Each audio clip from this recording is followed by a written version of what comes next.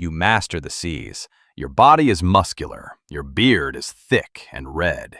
When people hear your name, they are terrified, seeing you as a barbarian who only likes violence. Who started it? No one knows. But they tell stories of you wearing a horned iron helmet. You dock only to raid, destroy monasteries, and spread terror throughout Europe. Yes, you are a Viking. Stories about you have become legendary, both in your time and in modern civilization. Various literary works seem comfortable depicting you as a savage. Yet, for some reason, children seem to think you're cool.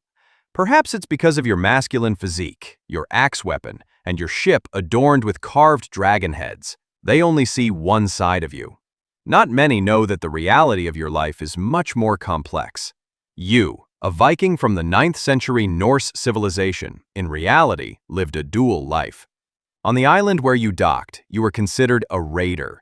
You could only spread fear and spill blood for a pile of gold. Meanwhile, in your homeland, you were a peaceful farmer. You were very determined to cultivate the land for your family's life. Surprising, isn't it? On one hand, you explored the seas and expanded into other territories. Heck, you even had a figure named Leif Erikson, and he discovered the American continent long before Christopher Columbus.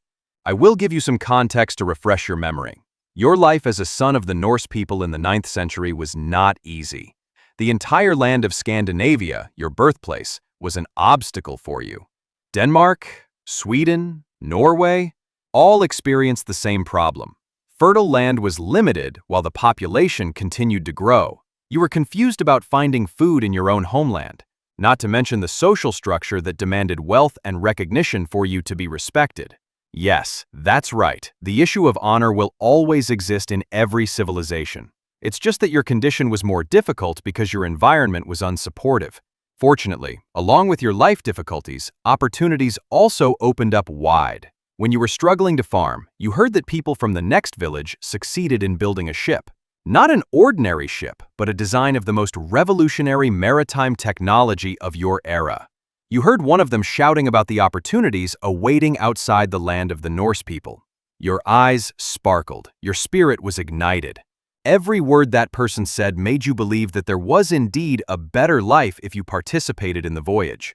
The genius people who designed the ship successfully convinced you that there was indeed an opportunity behind your tight circumstances. I mean, look at those Longships, truly a maritime masterpiece. Light, fast, and capable of sailing on the open sea. You could even navigate shallow rivers. With this ship, penetrating the heart of the European mainland was not difficult. You could go anywhere. They did not create ordinary warships, but expedition vehicles, designed for speed and surprise attacks upon reaching land. Your purpose for sailing? Of course, to seek wealth. Your moral compass functioned when you saw your friends carrying axes and swords onto the ship, and you realized that the wealth being sought meant taking it from the society where you docked.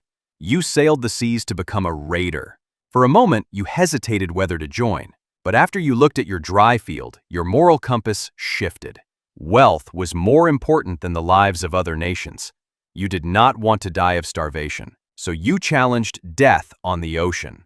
Your ship kept sailing following the wind's direction. Your first exploration was naturally to seek treasure in the nearest territory. You docked on the mainland of your neighbor, who was still of the same European lineage. Without you expecting it, your attack went very smoothly. Your friends had anticipated it. When they saw a speck of light from a distance as your ship was in the ocean fog, they had already started putting on ferocious faces, like hungry wolves. You entered monasteries that were built right on the coastline from the beginning. It only took a few steps for your crew to immediately surprise the inhabitants of the holy place.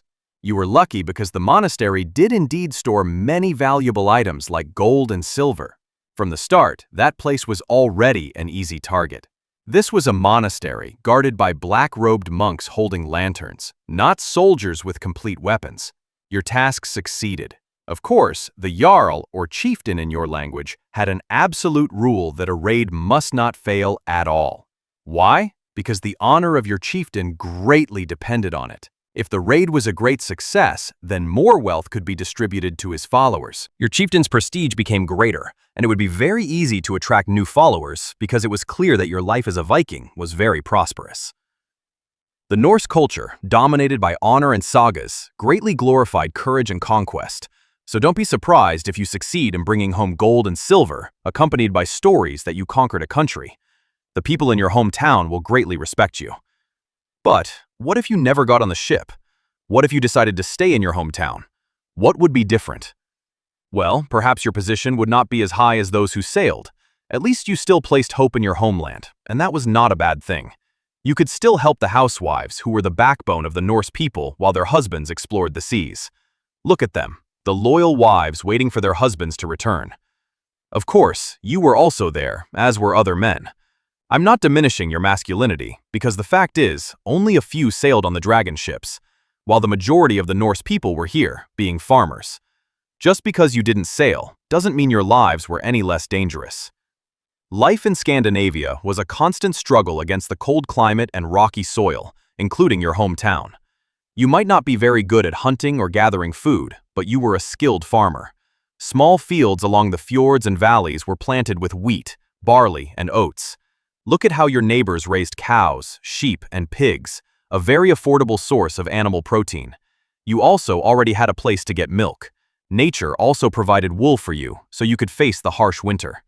Your mother was a housewife, or in the Norse language called husfreyja, and her role was very important in this household. When your father went raiding, it was your mother and the other women who held full control over farming, livestock, and the household. They were the ones who ensured the farming continued, even if the results were meager. Ensured food stocks were stored so you could survive during famine. They also ensured textiles were woven so you could wear new clothes every season, and your father always had a change of clothes on the ship. Without your mother, who had effective household management skills, the raiding expeditions would not have been possible. The Norse home was a tough, self-sufficient production unit, the pillar that supported Viking life at sea. Well, of course, if you still decided to explore the seas, a sense of pride would continue to be ingrained in you. But make no mistake, you might be a raider, but what you took was never truly more than what you needed. I mean, you raided because of the needs of the farmers in your hometown, didn't you? Indeed, you could buy luxury goods with the gold and silver you obtained, but you more often invested it in farming. You even took slaves from the places you plundered, but in the end, you ordered the slave to help you farm. Until finally, you found a turning point after years of sailing the seas, after repeatedly stopping to plunder a land. One day, you decided that the land you visited would be the last one you would raid. You decided to stay. Many Viking expeditions turned into permanent settlements, and you were one of them. You realized that rich Europe not only offered treasure, but also land that was much more fertile than what you left behind in the Scandinavian lands. I mean, look at the land of England. You reached the Danelaw area, fought for a while, then rested and saw that the land there was quite good. After long negotiations, the chieftain divided the land for you and ordered everyone to put down their armor. It was time to start a new life. That is why word-of-mouth stories, including literary works, seem to misunderstand you. You might be a raider, but your main goal was not to destroy other regions. You were just looking for a more decent life, and when you found a place where you could get that life, you transformed from a muscular man exploring the seas into an owner of fertile land.